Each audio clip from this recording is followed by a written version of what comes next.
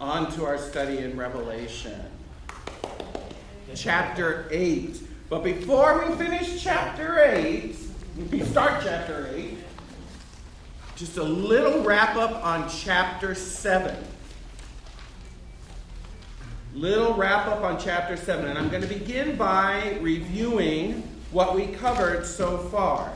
And my first question to everyone is, in chapter 7, verses 1 through 8, we have the infamous sealing of the 144,000. And I say infamous is because the Jehovah's Witnesses love to think that these 144,000 are them.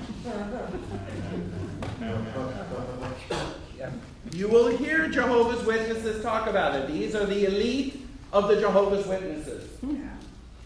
144,000 that are sealed by God in heaven.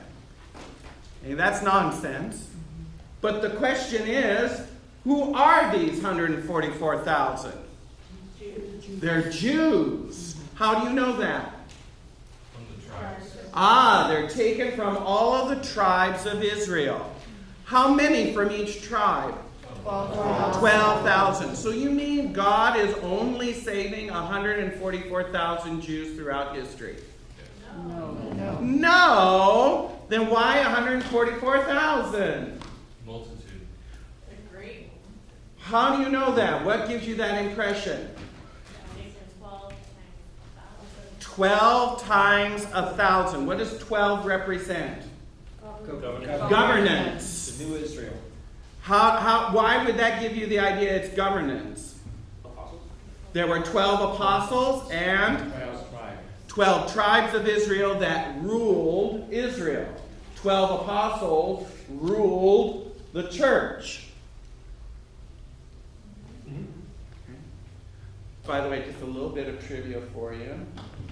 Currently, there's 120 cardinals that help govern the church under the Pope.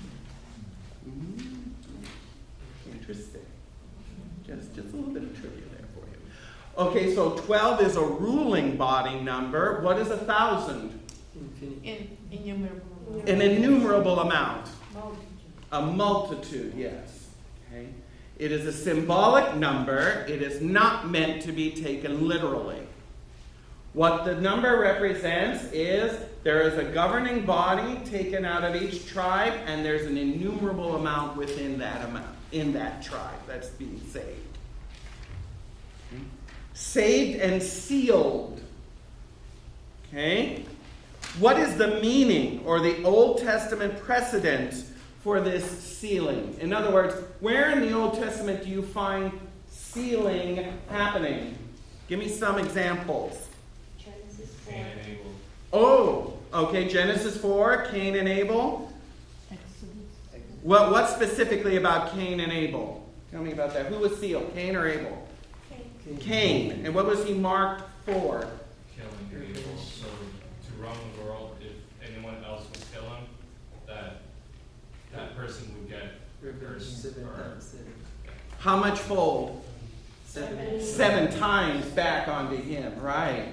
So he was marked by God to prevent blood vengeance upon him. Okay, so that's one marking. Give me another marking. Ezekiel, but I heard Exodus over here.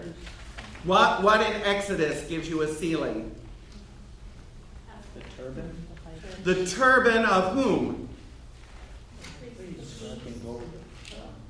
High priest. The high priest wore a turban, and on the turban was what? Holy to the Lord was engraved upon this. And where was that put? On his forehead. Can you see that? These are the garments of the high priest. See the turban? See this gold band? On it was engraved, Holy to the Lord. Got it? So he was marked as the high priest because of this. Now you mentioned Ezekiel. What happened in Ezekiel? The priests were desecrating the temple. Yes. And God saw their desecration, and he told his angels to go and mark all the righteous who were lamenting it Yes. with his angels, and then God sent his wrath. His judgment upon the city. And what would happen when he sent his wrath? The people that were marked were not touched. Yes. There was, and this is in Ezekiel 8 and Ezekiel 9. Ezekiel 8 shows all of the abominations that are going on in the temple. And Ezekiel 9 is the marking that God sends his angels to his holy people. Those who are mourning and lamenting the wickedness that's going on in the temple.